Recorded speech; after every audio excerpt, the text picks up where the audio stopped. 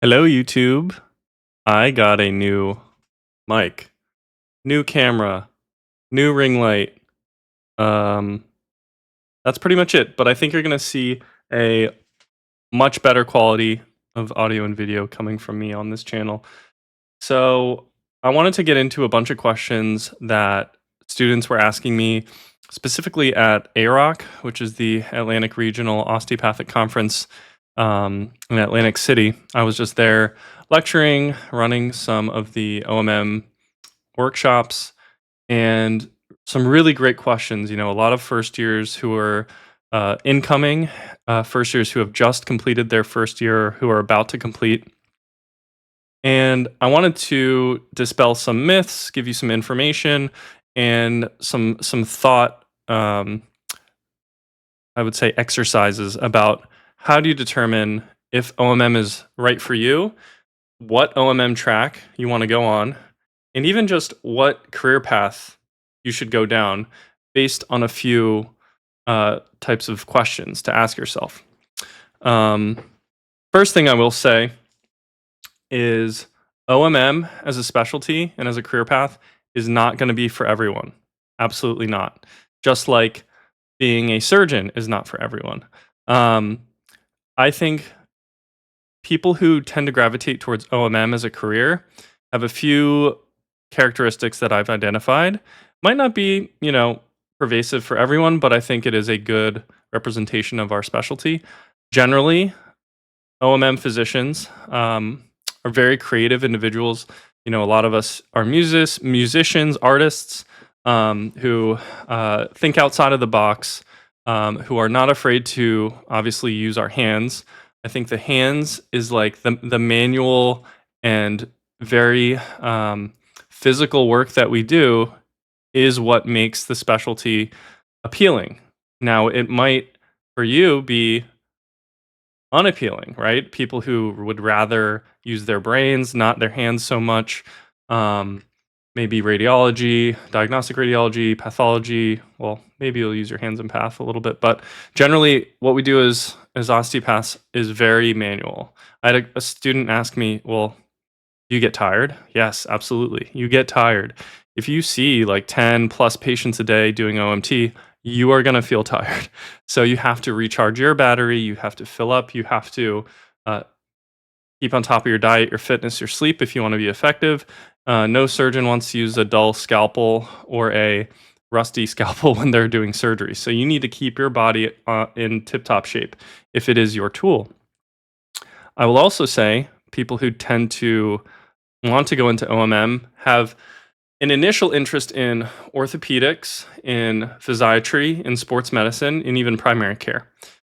Now, most people will go into one of those specialties because it is obviously way more well known, well established, and common to pursue one of those specialties.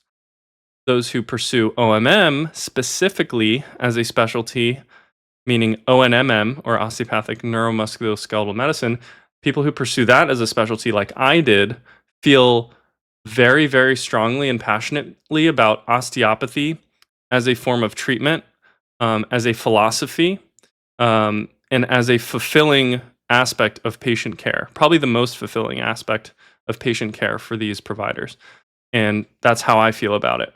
Um, I also feel that osteopathy and being an OMM attending is very, very important within the sphere of mentorship and teaching. So a lot of people who pursue this as a specialty, they will be teachers, they will be professors at your school, they will offer to have you on rotations, or if you request a rotation of them, they would oblige. I think at the true core of osteopathy, it's one of the, if not the most humanistic form of medicine. And in that humanistic spirit, we want to pass the knowledge down, whether it is an oral type of presentation passing down, or being there physically to pass this knowledge down. It's very much like a martial arts or a martial art. It is a martial art. It's a healing martial art. I call it inverse jujitsu, for example. And when you're learning a martial art, learning from a master or from a mentor is the way to do it. And we've seen this for thousands of years. And it's for a reason. Um, a lot of the technique and the actual philosophy and the style of OMT is passed through lineage. For example, I went to PCOM, so I learned from the Nicholas brothers and the other amazing faculty at PCOM, and that is the style in which I learned. And it's very interesting. We could go into the weeds about it later, but uh, that is kind of who gravitates towards OMM as a specialty, in my opinion. If you have other ideas or thoughts about that, put it in the comments, and I'd love to discuss. Or if you're an OMM physician out there who has other thoughts too, I'd love to hear it. But this is just coming from my personal view. Uh, so I've been getting a lot of questions of how do I know if it's right for me? And here's how you know any specialty is right for you. You have to think about what is your end goal in even being a physician? Is it to obviously maybe help your patients? Is it to deepen your understanding of healing processes in the body, of how do we heal things in a natural way, in a way that helps our patients? I think a lot of osteopathic physicians have these initial thoughts, and I think it is foundational to determine how you can use your innate skill set to help other people, as many other people as you can. For myself, it was manual skill set. It was how I think about problems, how I problem solve in a creative way. Maybe it's to help those who have not been helped by a standard form of healthcare in the West. Looking at things with an Eastern medicine perspective, as I've been trained in fellowship, thinking about things in a very osteopathic, philosophical way. And that is just what I gravitated towards and what I've developed. Um, for others out there, it is wildly different. Maybe they are psychiatrists whose gift is speaking with patients, active listening, and having that component be their specialty, right? Less hands-on, but more speaking with the patient. That's their thing. Patients open up to them, and they can help that way. So the foundational way is knowing yourself. How do you get to know yourself? I got to know myself through meditative experience. Um, you get to know yourself through going through life, obviously. So rotations through medical school, through things that you feel you in your heart enjoy and want to pursue for the rest of your life. Um, knowing what bread and butter cases pique your interest that you will not get tired from treating. For example, for me, low back pain, neck pain, problems with the nervous system, problems with the musculoskeletal system. I deal almost zero with lab values. I deal almost zero with, let's say infectious disease and things that, it's not my thing. And if it is yours, that's perfect. Then you already know what you want to do. But I would say knowing yourself is key. Knowing what type of practice you want to pursue in the future, whether it's inpatient, outpatient, surgical, non-surgical, cerebral versus manual versus a combination of both. And everything is on a spectrum. And what's important is to dial in your talent, your passion, and your opportunities for growth within those areas. Now, I think for myself, I knew I loved to teach. So I'm thinking, maybe I'll be at a maybe I'll be teaching at an osteopathic school, which is what ended up happening, and which is what I love to do. Um, and then it was, I want to master OMT, so let's do that. I want to bring in acupuncture as a modality. Let's go to that fellowship and let's learn it. So I think knowing your end goals and how to shape your journey through medical school and residency to attain those goals is how you gain success. And what's interesting is if you reach those goals, the goalpost might shift. So I reached my goal of joining a private practice and performing OMT. But in experiencing that, my goalpost shifted towards teaching because I found that I was looking for that in my life, and I really love it. That's why I made this channel. Is literally it's not for anything other than to answer questions that I get all the time, and so that these can be preserved as like a virtual log of here's the answer to that question for generations and for whoever wants to watch. Um, so finding who you are, finding what you want to do and what you're good at, because that might not match what you want to do. Maybe I want to be an astronaut, but I get motion sickness. That's not going to work out. So you have to match your talents with your passions, with what the demand is with inpatient care. Keeping all of that in mind, and with the foundation of always wanting to help as many people as possible. And that's what I feel with teaching, is that if I can teach students or residents something that impacts them and makes them better physicians, and then they spread that through their practice, it's like this web. It's a web of patient care, of information, of life-changing experiences that I could try to offer through teaching, and that's why I felt strongly about joining academia. Um, so, some things for you to think about. You could write them down. You can have it on a whiteboard. Use it to center your mind in determining, where do I want to end up after all of this culminates. And it's a lifelong thing. Some people pivot careers, they get burnt out, they want to do other things in life, they want to retire. Um, but certainly having like a plan, 5 years, 10 years, 20 years, 30 years, it can be helpful, but don't let it fully dictate the course of what opportunities open up. Um, Certain things will happen where you're like, wow, I was not expecting that, right? Like, um, and they could be really good or they can be really bad. But I think ultimately you will learn from each one of those opportunities. So be open to them. And I have a bunch of other questions written down. So let's think about maybe one more. Um, I've got them literally written on my phone here. Um, so in let's say you decide, okay, I want to be like Dr. King. I want to be an OMM physician. Um, what are the opportunities?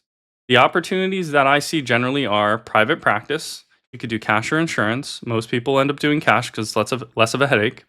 I did that for like a year and a half. Um, you could join academia, which is what I did. Lots of great stability there, being part of a university, opportunities to speak, research, network, build your expertise in a very structured and very nurturing environment with some great staff and faculty that you can bounce ideas off of and that you can work with. And then four or three, we skipped three, would be maybe a combination of academia and private practice. Again, something that I've dabbled in as well. Four is maybe joining a larger private practice as a part of a group. Let's say you join an orthopedic practice that needs an OMM boarded physician, um, or joining a group of osteopathic physicians who all perform OMT, and it's like a collective OMM group practice is an option. So, just like any other specialty, there's so many different options out there that you could pursue with an OMM residency training and board certification.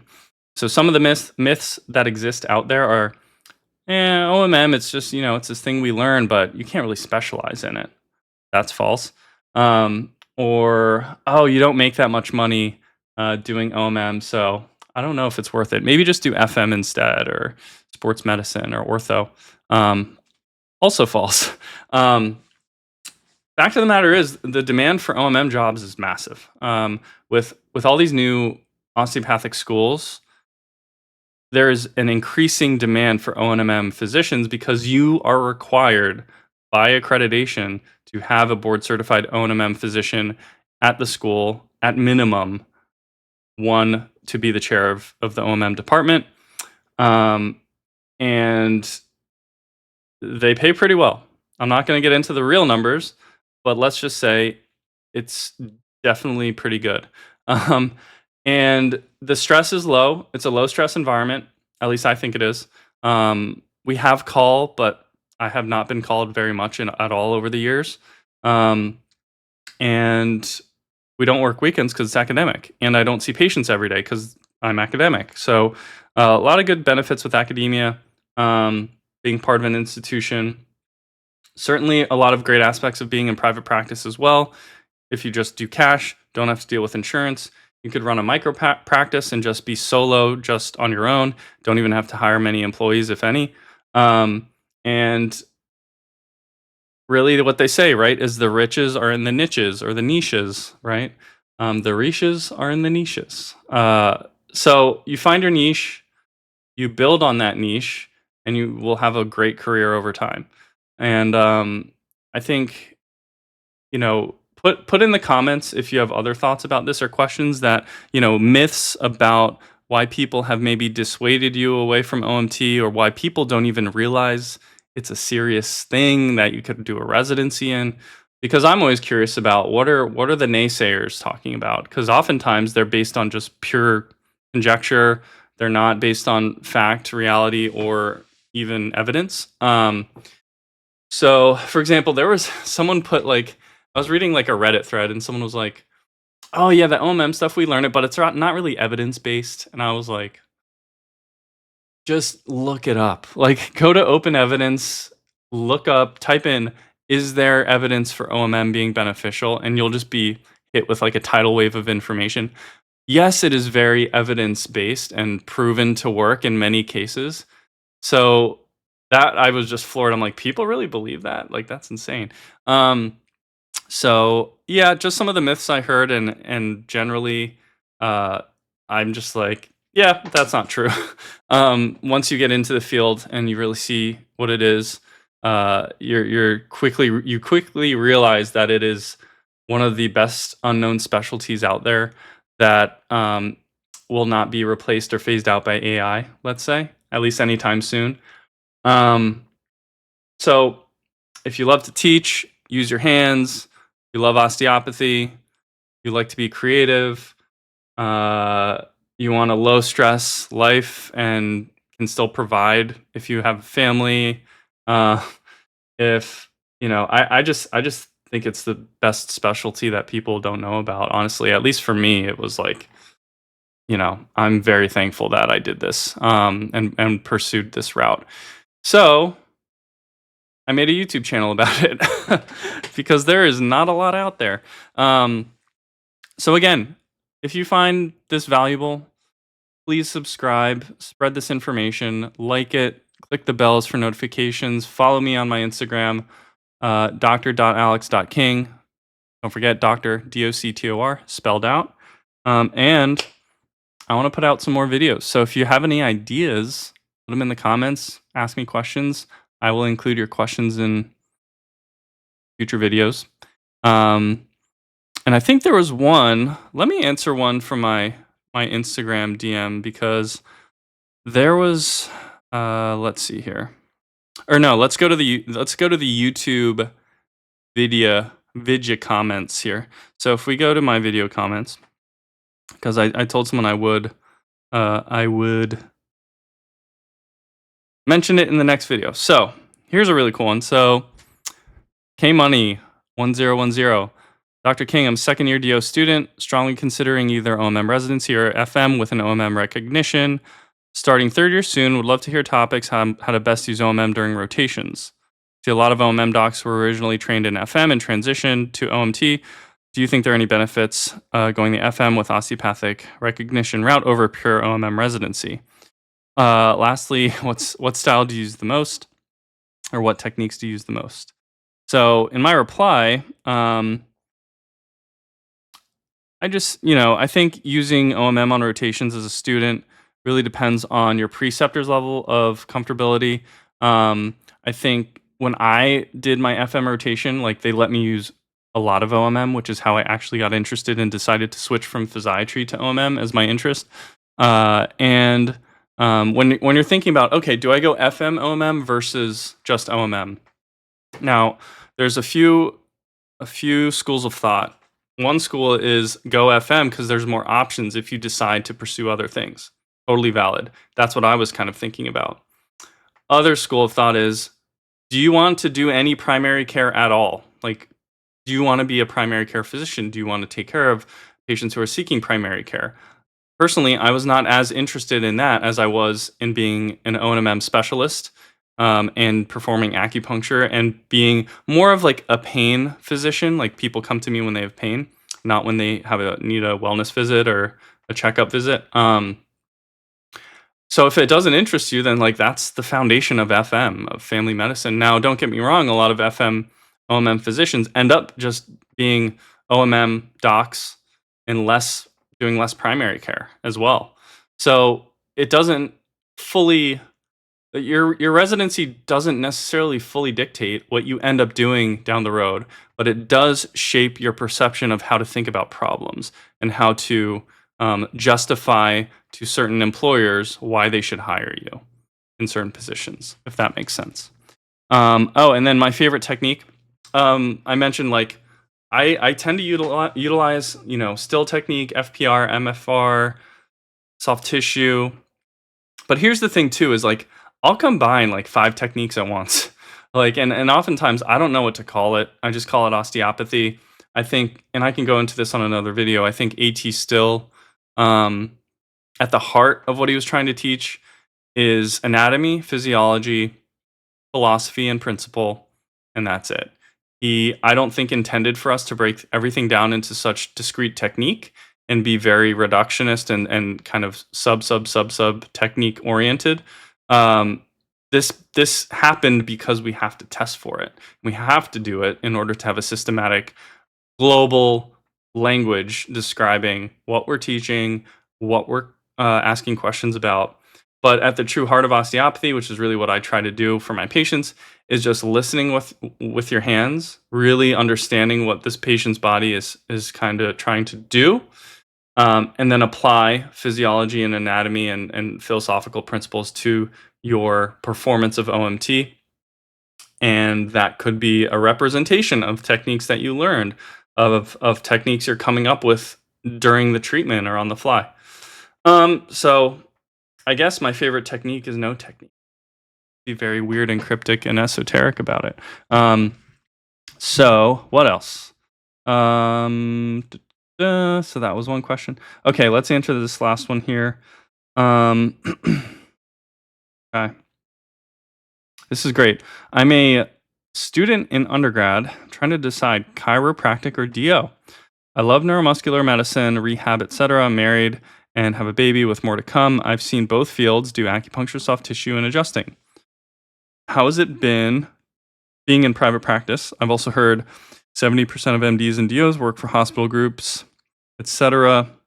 And insurance companies really don't incentivize docs to go into private practice, ? Trying to navigate this all for the future. Was wondering if I could have input. So what the input I kind of gave was, and this is thank you Shane for asking this question. I said yes. Ultimately, docs work for larger organizations, but it really takes out the headache of running a business. It is hard to run a business and see patients and be responsible for patient care as well. So working for a larger organization where you have people doing that work is beneficial just for your mental health, your stress, and your ability to care for patients. Now, there's a lot of physicians who are entrepreneurial, and I tip my hat to them because it is a lot of work. If you own a business, you know that you are never not working, right? You're responsible for everything, not just yourself and patients, but your employees. So that can be a lot to have on your plate, especially if you have a family. So, and then it says, so I also said, by pursuing a DO degree, you have full physician practice rights in the US, as well as many other countries around the world. As a chiropractor, you do not have a medical degree or ability to practice medicine. So I think that is ultimately the deciding factor for you is, do you want to go into chiropractic where it is not quite as rigorous to get into that training, versus shoot your shot for a DO school, which is more difficult to get into because you need all of these various prerequisites and taking the MCAT and getting letters of recommendation and shadowing experience and experience in healthcare and all these different ways. Believe me, I'm an interviewer for the admissions committee, and it is really impressive, some of the people who I interview, and it is super hard to get into medical school nowadays. I think it was like 10 times harder than when I got in like 2013. But that's what you have to think about, is the scope of how you want to treat and your qualifications when you finish. That is going to be the most important thing that employers look at, that determines your ability to generate income, that determines your ability to fulfill certain roles legally for accreditation purposes. So it's a lot of things. Um, and let's see. So yes, I'm glad I got to respond to some of these. This one was just today. So Peter asks, I am taking the MCAT May 3rd. Be sending in apps to DO schools June 3rd. Your opinion, and I haven't even read this yet. In your opinion, what are the best areas of the US for OMM docs? Currently, I live in the Northeast, so the biggest area up here is Maine. I'm somewhat familiar with MSU in Michigan as well. That is an awesome question. OMM is very, and being a DO is very kind of geographically tied because of just the history of osteopathy in this country. I highly recommend the book, The DOs by, I believe, Norman Gevitz. I think it's the third edition or third volume now. We require it as reading for all of our first year students. And I would say Philadelphia is great because of PCOM, because of Rowan. It's PCOM's, over 100 years old, and it's very well established. Tons of DOs. Also, Maine with Unicom. Tons of DOs in Maine in that area. Texas is another big one. I would say certain pockets and areas in California, Florida, another big one. Shout out to OCOM. I was at OCOM for the ECOP meeting. That place is beautiful. I was like, dang, this place is nice. So that's a new DO school in Orlando. So you'll find pockets around the country. I would just look at where these DO schools are, and generally around those areas, you'll find a lot of active OMM physicians because that's the ecosystem. So I think that's the video. I talked a lot. Hope you guys were able to listen to a lot of it. Like, share, subscribe the video, press the buttons, do the clicky things, the bell notifications, all that good stuff. And I will read your comments and we'll see you in the next video.